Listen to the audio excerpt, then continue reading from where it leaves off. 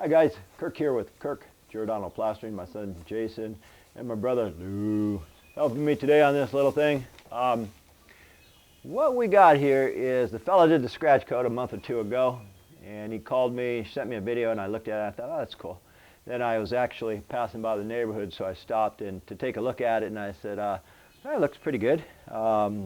Looks like he did everything pretty well. And he says, well, yeah, I was watching this fella on YouTube and I learned a lot. And I said, oh, there you go. And we're walking back to the car and he's staring at me, and I was thinking, what are you eyeballing me for? He said, do you ever do videos? I said, sometimes. And he said, anyway, it was funny because he says, I think I saw you show me how to do it. And I said, if you were looking at me, you wouldn't have went up and down. You went up and down on all your scratch marks.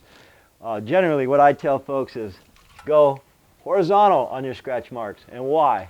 I mean, today is pretty damn cold, but if it was rainy, when I would put my next coat on, it would hit here and fall down a little bit. And by the way, guys, see, here's a scratcher he used. And how do I know he just used a scratcher like this? Because there's full of clinkers. These clinkers meaning they're in the way. You scrape them off. If you had a piece of red tape on it, now when you go sideways, it sort of cleans the wall so you don't get clinkers. Or you could use one of these trowels here. It makes the grooves, which avoids the clinkers. Anyway, that's pretty petty. My real thing I want to do is answer a fella who responds to a lot of my videos. Frustrated is his email address. Well, frustrated, he said, Kirk, I got a patch and I want to make it look like poured cement.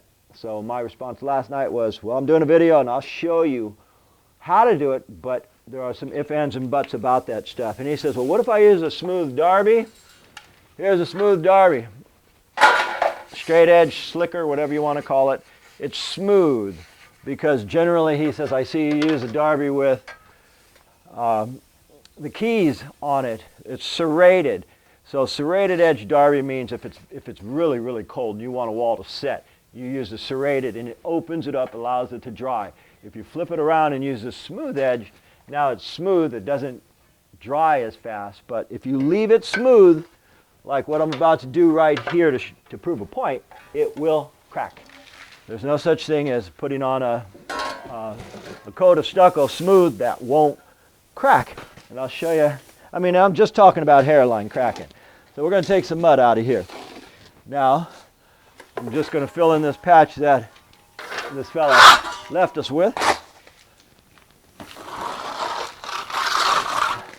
Now notice I'm not wetting this wall. If I wet the wall, then it's going to take me a lot longer for it to set. Okay. Let me get a couple hawks on here so I'll be able to prove this, what I'm getting at.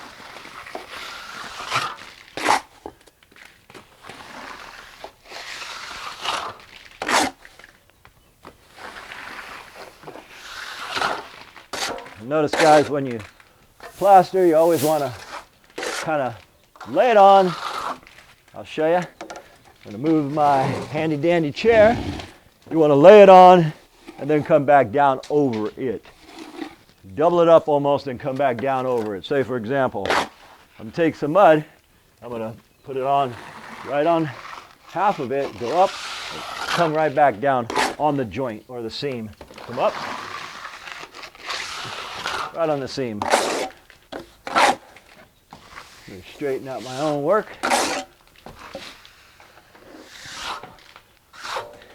Now what this is called is steel troweling. For the example of, or the explanation to you frustrated of why I don't recommend a steel trowel finish, I'll tell you right now that I got enough mud on here. Okay. Now generally, if you apply a coat and you want it to look like poured concrete, you're going to go like this. You're going to use the hard steel edge of a trowel. You're going to smooth it out. Okay. Now that's fine and dandy, but another thing what happens is, now I've done many homes. I've done a whole house where 20 years ago we applied a product. We used slickers like these with handles and made it all smooth. those houses crack like eggs.